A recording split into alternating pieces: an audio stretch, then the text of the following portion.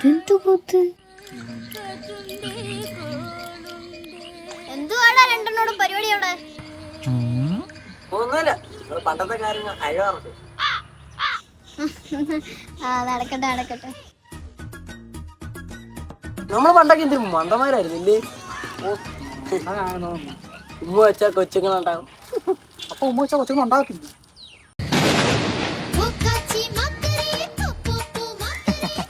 പണ്ടൊക്കെ വിശ്വാസങ്ങളായിരുന്നു പണ്ട്. അയ്യോ, വെയിലും മഴയും വന്ന കുറുക്കനെ കൊണ്ട കല്യാണം എനിക്ക് ഓർമ്മയുണ്ടേ.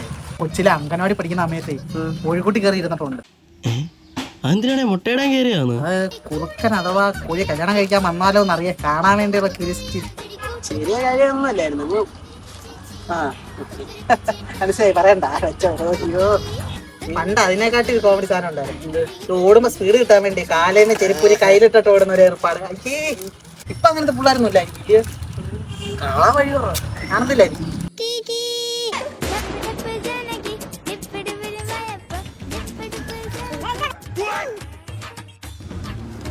നീ അവിടെ പോന്ന്? അവിടെ പോകും. നീ അല്ലടെ ഇരിക്ക അവിടെ. 2 ദിവസം ഈ പന്ന പട കാരണം ഞാൻ തുണി കഴുകിയിട്ടിട്ട്.